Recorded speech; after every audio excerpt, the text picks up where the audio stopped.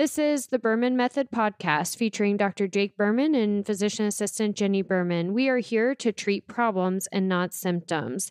Disclaimer, this podcast is for entertainment purposes only and not to treat anyone or to give medical advice.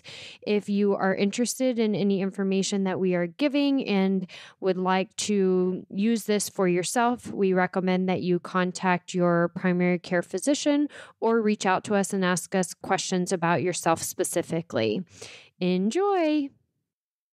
We are back, baby, with a baby over there in the little boppy. I love that. Actually, it's not a boppy. What is that thing? Baby Jorn. Baby Jorn from one of our VIP clients that's been with us forever. She gifted it to us for Stella, and now we get to use it for the second round with Vera, our baby Jorn, and she's loving it. Yeah. So, Joe, if you're listening, thank you so much for this. We absolutely love it. Our babies love it. They use it every day. And she's just kicking and punching in it.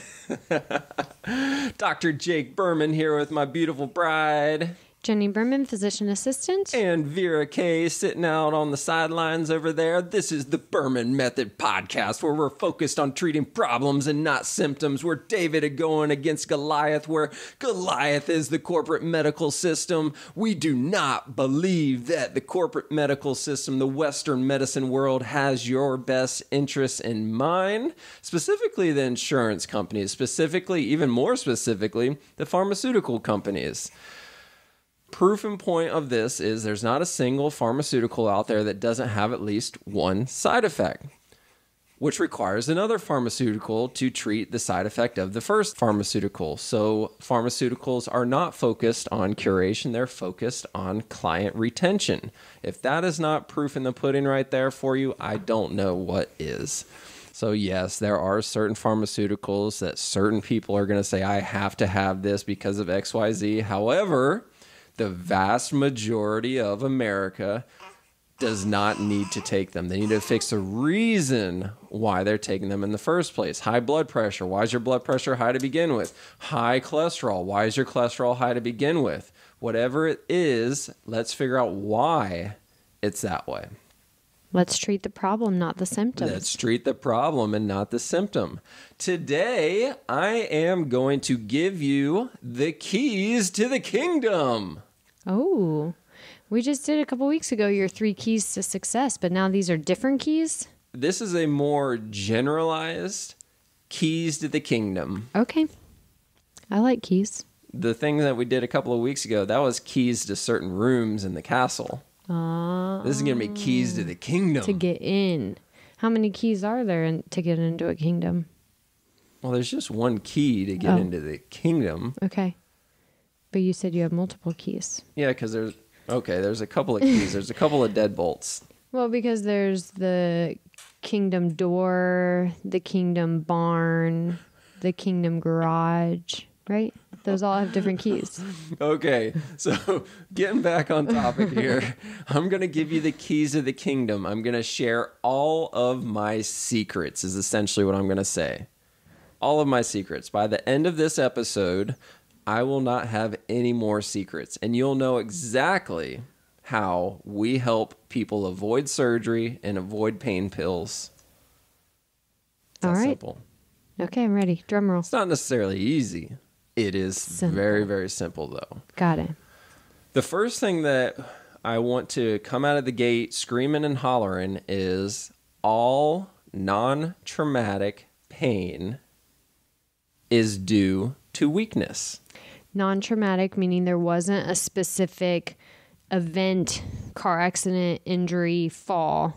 Correct. It just pain that started and increased day by day. My knees just started bothering her. My one knee just started bothering me. My shoulder just started bothering me. My back just started getting stiff on me. Plantar fasciitis. The plantar oh, God, don't make me get started on this. 2 weeks ago with the Masters, or 3 weeks ago, whenever this episode's coming out, Tiger Woods having to withdraw from the Masters because his plantar fasciitis flared up on him. Come on, guys. It used to be 7 degrees of freedom, but with Facebook and all the social media world now, somebody listening to this must know somebody that knows Tiger. Get him in contact with me. I will fix his freaking plantar fasciitis and his back and get him back on the tour. And better than ever. This is just driving me nuts that he had to withdraw from the Masters because of plantar fasciitis. Yeah, that's nuts. Freaking driving me nuts. This guy has endless resources to get the best care in the world, and he's been battling plantar fasciitis for how long? And this is one of the things that we specialize in. Yeah, I don't understand that. We specialize, we really focus on back pain. That's our bread and butter. However, our specialties are foot and ankle and elbows because nobody knows what to do with them. So plantar fasciitis is one of the things that we are 100% confident in being able to help. So please reach out to him. But anyways, off my soapbox and coming back. How did I get there? It's all jacked up on Mountain Dew. Well, I don't know. I don't know where that came from. Oh, well, you were just saying that pain. Oh, non-traumatic pain. Non-traumatic pain, yeah. And plantar fasciitis was one of those non-traumatics. Yeah, due to weakness. So let me get even more clear. Non-traumatic musculoskeletal pain is due to weakness because there are pains that can be systemic, and that's Jenny's wheelhouse. That's things that could be caused from the gut and this, that, and the other. I'm talking about non-traumatic musculoskeletal pain. Pain that just came out of nowhere. Knees are a big one. My knee just started bothering me. My back just started bothering me. My shoulder just started bothering me out of nowhere. It is because something is weak. It's not because your knee is bad. I don't care what your x-ray says. If your x-ray says it's bone on bone, that is a symptom of why it's bone on bone. Or saying because of the weakness that you have, you grinded your joint faster than you should have. So the bone on bone is not what's causing your knee pain. And here is a perfect, explicitly clear example. So many people, I would say, man, I should do an actual study on this for statistics. At least 50% of the clients that I've worked with over the years, after having a knee replacement, say that they've got the same amount of pain, if not more pain, after having the knee replacement. Right. And we've already talked about several times how many people will have more pain in the knee that's not so bad versus the worst bone on bone knee they don't have as much pain in. Right. So if you had x-rays on both knees and your right knee is the one that hurts, but your left knee, the x-ray of the left knee says that it is bone on bone, your right knee, the one that actually hurts, the x-ray is not bone on bone. And that's why people end up replacing the right knee first because it hurts more. And then the orthopedic surgeon's like, yeah, we're going to have to replace the left one sooner or later. It's bone on bone. Well, bullshit. That's not the reason why it hurts. This is no different from anything anywhere else in the body. So you have back pain, and they do an MRI, and it shows a herniated disc. Well, we got to go do surgery. How many people do we know on a personal level, not just a patient level, but a personal level, that have had some type of back surgery, and it's just temporary relief? Right. It comes back 6 months to 3 years later. Something is going to flare back up again because we didn't fix the reason why the herniation happened in the first place. Same thing with shoulder pain. Yeah, you got a rotator cuff tear. Why did the rotator cuff tear? If you didn't fall, you were not in some type of accident, yet your rotator cuff tore, why did it tear? Just going in there and fixing that one torn tendon is not going to fix the problem of why it tore in the first place. You got to remember, depending on who you ask, there's 16 to 20 muscles that control the movement of your shoulder. If one of them goes bad, you've still got 15 to 19 other muscles to take over and help out. You don't have to always go and get the rotator cuff surgery because that's going to be 6 to 12 months of recovery time. And you may not even feel better. And you may not even feel better. I'm doing air quotes right now. You're going to have a bad shoulder after you have the rotator cuff repair, and it just won't ever be the same again.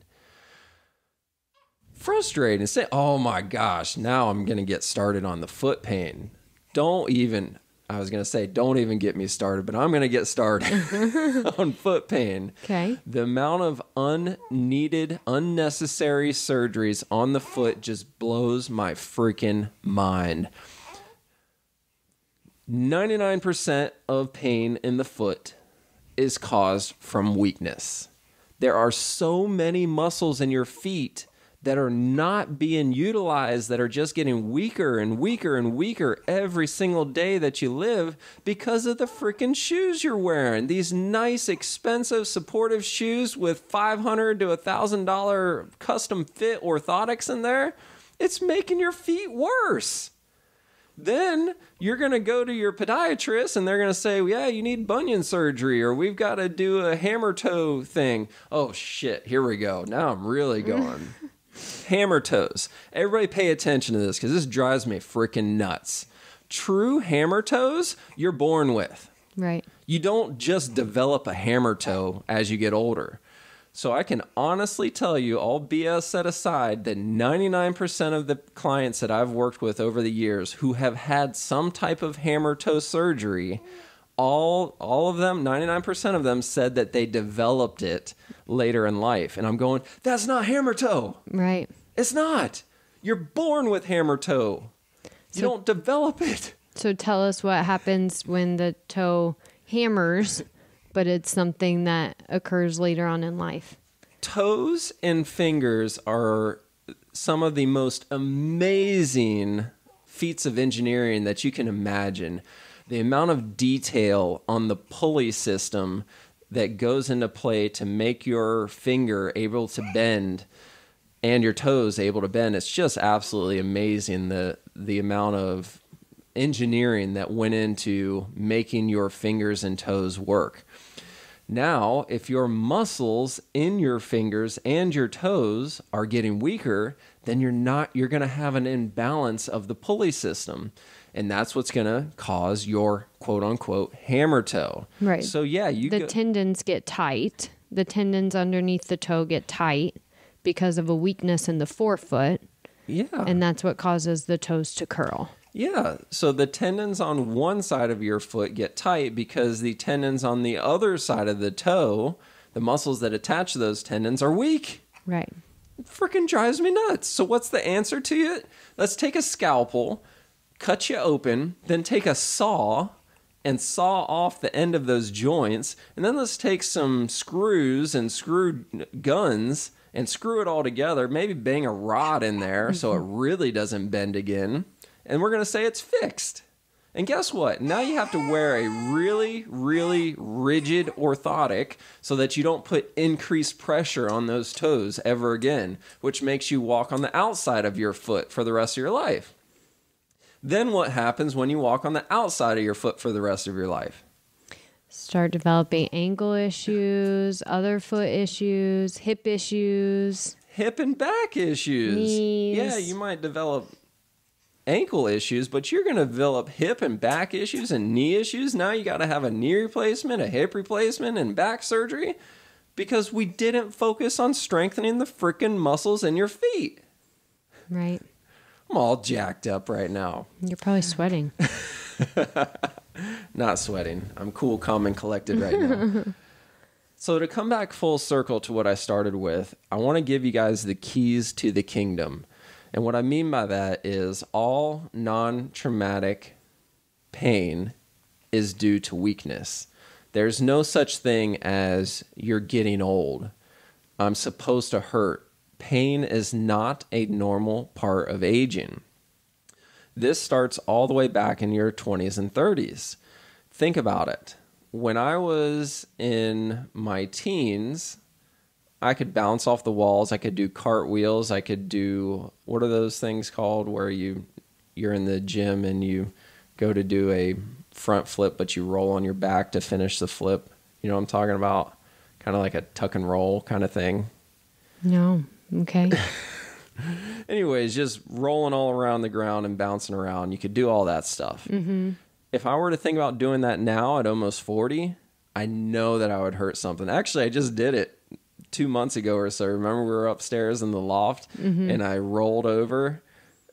And then you were dizzy the rest of the night. I was dizzy the rest of the night. I'm going, oh my gosh, I got vertigo or something going on here. That was a horrible idea. What is that movement called? A somersault? I guess it's a somersault. I mean, you did a forward roll with Stella. Yeah, that's what I'm talking about. You did a forward roll. Yeah. But it took me out for the rest of the night. Mm-hmm. Now, the natural tendency is to say, okay, I can't do that anymore. I'm too old to do that again. And guess what? I'll never be able to do it again until I'm 50 or 60, and it happens on accident. Right. Something happens somewhere, and I have to perform that maneuver, and I have to do it on accident. I think it'll be a little bit worse than what I experienced a couple of months ago. Mm-hmm. So the same thing is true for getting down on the ground and getting back up again. When you're in your 20s and your 30s, you don't really think about it. You get down on the ground, then you get back up again. The problem is you start using your hands to help yourself get up and down from the ground in your 30s and even into your 40s. And then that little bit of assistance that you're utilizing slowly makes your legs weaker because you're using a support system. So then when you get into your 60s and 70s, you can't even imagine the thought of getting down on the ground and back up again without using your hands. Same thing is true for knee pain. People that like to exercise, people that like to do squats, even CrossFit, where you're doing a bunch of squats, a bunch of Olympic lifts, cleans, and things like that, where you're placing a ton of stress on your knee joints. The number one thing I see in exercise classes, including CrossFit and all these, not just CrossFit, just every group setting.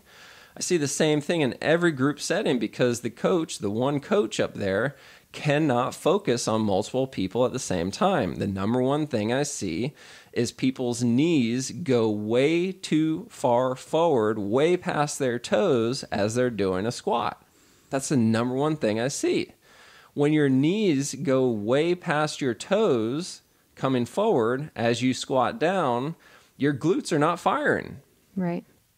Your quads are firing. Right, but the buttocks is not firing. The buttocks. Buttocks. Your glutes, your butt, it's not firing.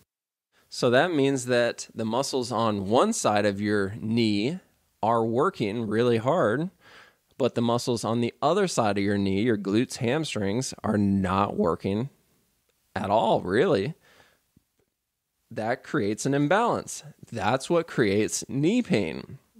So yes, you can go get an x-ray, and I'm sure it's going to say some type of degeneration. If you're over the age of 40, there's going to be some type of degeneration, maybe even some type of meniscal tear or wearing or fraying. But that doesn't mean that that's what's causing your pain. You can get an MRI, and it'll give you even more detail. But that is not what's causing your pain. The pain, the reason why I say it's not what's causing the pain is because you can go have surgery on that.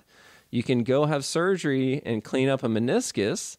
By the way, there have been multiple studies over the years looking at operative versus non-operative meniscus surgery, and all of the studies are reporting higher quality of life for those who chose to do conservative treatment, meaning you didn't have surgery for your meniscus, versus people who did have surgery to go in and clean out the meniscus.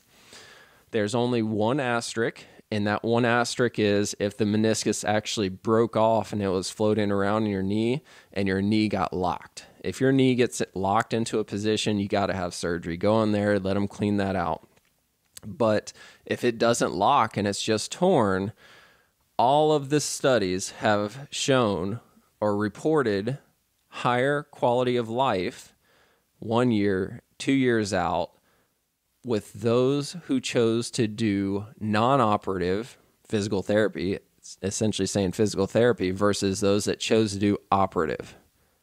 So if somebody has a meniscus tear and they're having pain in their knee and they've been told that the pain is coming from the cartilage or the meniscus being torn, how do you treat that to where their pain gets better?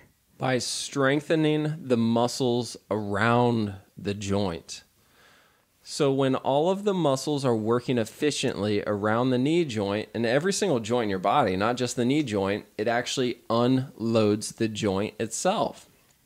So a lot of people don't understand this when I say this, but when I ask the question, what is the best exercise you could possibly do for knee pain? They say leg lifts or terminal knee extension or I don't know. Those are usually the most common ones. And I say, no. Squats. The right way. Squats the right way. Because when you perform a squat the right way, you actually unload the knee joint. And everybody cringes. Everybody that has knee pain cringes when I say that. And I'm like, you can cringe all you want. But when you perform a squat the correct way, meaning the glutes are firing, the quads are firing, you got great hip and ankle mobility, you actually unload the knee joint. You unload it. You don't grind it. So not squats with weight. We're talking just body weight, correct form squats. Yeah, you have to be able to do a pain-free body weight squat before you can do a pain-free loaded squat. Mm-hmm.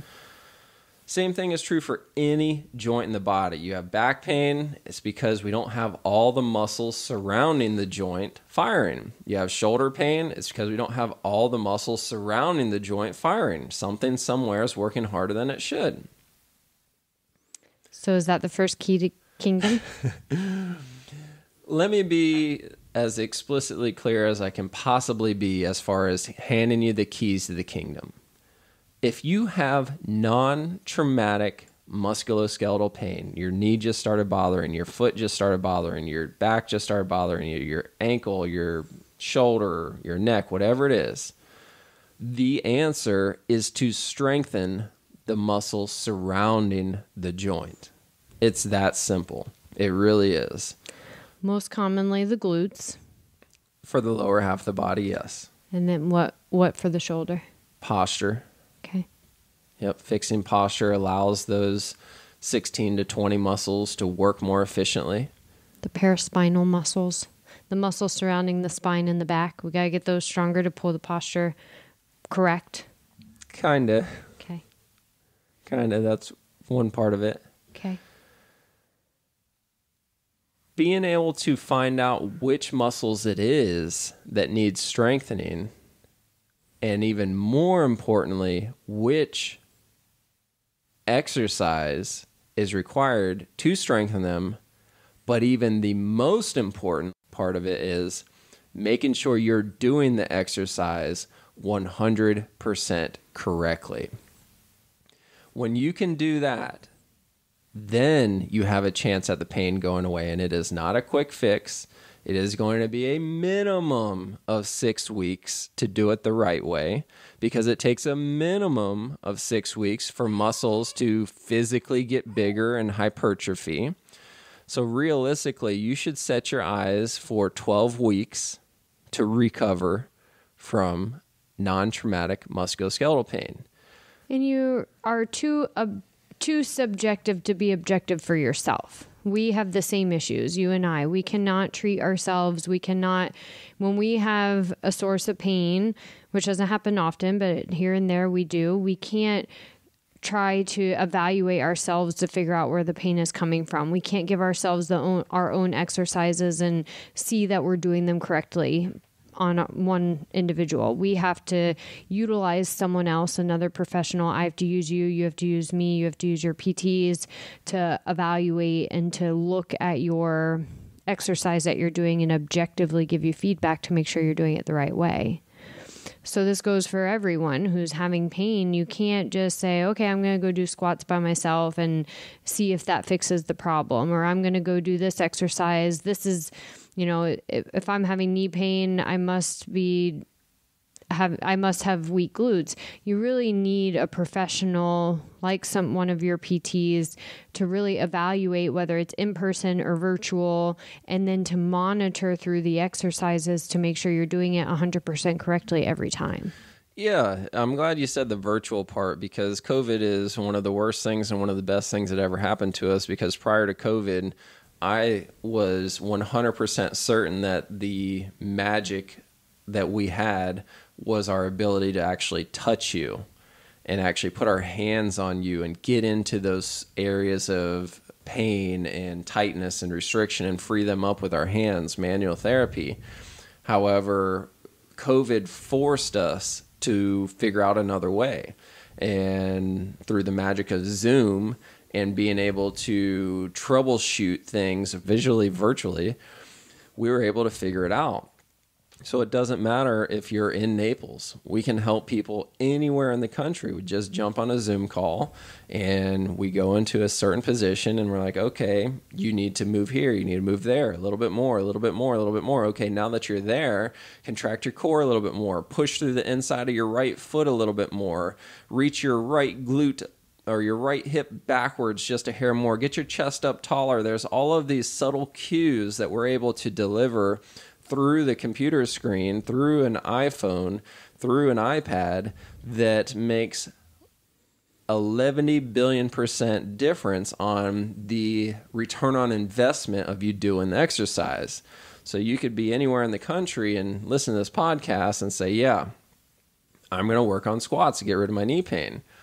I'm 99% sure you're not going to do them 100% correctly. Because if I can't do it 100% correctly on my own, if I require one of my PTs or Jenny to give me feedback, how in the world do you think that you're going to be able to do this? I mean, this is my life. I mean, I've become obsessed with this kind of stuff. I've written books on it. And if I can't do it, how in the heck are you going to do it by yourself? You just can't do it. So the keys to the kingdom is pain is not a normal part of aging. Poor balance is not a normal part of aging. Poor balance is a sign of weakness. You just don't have the strength that you used to have, which is why you have poor balance. What you need to do is you need to set your sights on 6 months or 12 months down the road. This is not a quick fix. Your pain, if you do it the right way, your pain should be gone within 3 months. And then if you truly do it the right way, the reason why your pain was there to begin with should be gone in 6 to 12 months to even 18 months. Because remember, the reason why it happened is because of muscle imbalances. You can't just fix a muscle imbalance in 12 weeks. You can get it closer to being balanced, which is why your pain goes away. But it's really going to take 6 months, 12 months, 18 months to fix it the right way so that it doesn't come back. And so many people just can't see that far in the future. So my summary for this is, if you don't plan on dying in the next year, why wouldn't you want to be stronger a year from today than you are right now? Just find one thing, whether it's a lunge, getting down on the ground and getting back up again, a squat, a balancing on one foot. Balancing on one foot, whatever it is. Test it today. Write it down. And then work towards it over the next 6 to 12 months. And then test it again. Then you'll know objectively you are stronger and more durable a year from today than you are right now. And the last thing that I want to say is, the stronger you are, the harder you are to kill. Most definitely. It's really that simple. The stronger you are, the harder you are to kill. Internally and externally, not just physical. Yep, internally and externally. Too. There was this story that just came out. Oh, Barry, one of my clients, Barry, he actually sent this to me 2 years ago or so. So Barry, if you're listening to this, see if you can find that article that you sent me where there was this guy that worked out really, really intensely. He was doing Olympic lifts. He was an older guy, 50s, I think he was, and he was hit by a car. And it was really, really bad. He was on life support and he should have died. And he didn't die. And he worked through rehab and he got back to exercise. And I think the story was interesting because he had lost an arm or something and he was still doing Olympic lifts, one-armed. And he just said, the stronger you are, the harder it is to kill you. Of course, this is an extreme example, but it's very true. The stronger you are, the harder it is to die. Well, we've had, even from an internal standpoint, patients telling us that who have been through COVID-19, where they've had COVID, they've been in the hospital, and they get out of the hospital, their primary care physician tells them, you should have died had you not changed your life 6 months ago with the dietary changes that we've been making. And the amount of patients that we've had come in and say, you've essentially saved my life by helping me through these dietary adjustments and making my body stronger from the inside out so that I was able to fight this virus and fight this infection. So absolutely, if you're fueling your body appropriately, if you're strengthening your body appropriately through physical exercise, but also through the adequate nutrients to your body and vitamin levels, you're going to be harder to kill. Love it. And with that, Vera just startled herself awake. Good morning, Vera. And then she just said, no, I'm going back to sleep. Yep. Don't mind me. The life. There's a little sleep smile right there. Well, that was a good one. I like your keys to the kingdom. All right, guys, don't forget that I have created online programs for these kind of things. We have a super simple back program, a super simple knee program, a super simple neck program, and it's all online. The program's sent right to your house. It's a very basic fundamentals on how you can get yourself out of back pain. Super affordable. I think it's less than $100 for these things. So the goal is not to make money off this. The goal is to help you guys help yourselves. Avoid surgery, avoid pain pills. So if you're interested in any of those programs, just email me, drberman at bermanpt.com, and reference this podcast, and I'll send you more information on those too. Awesome. Happy Monday. Ciao for now. Have a great week. Ciao for now. Thank you for subscribing on your social media and podcast platforms to the Berman Method. Dr. Jake Berman with Berman Physical Therapy and Jenni Berman, Physician Assistant with Berman Health and Wellness. You can find more information on our website, www.bermanpt.com for physical therapy, bermanpt.com/wellness for the health and wellness. You can also find us on social media, Facebook, Instagram, and on your podcast platform. So be sure to follow us, like us, subscribe to us. And if you would like any further information, definitely visit our website and reach out to us. You may also find our free reports on the websites as well, where you can download this free information for yourself. Have a great day.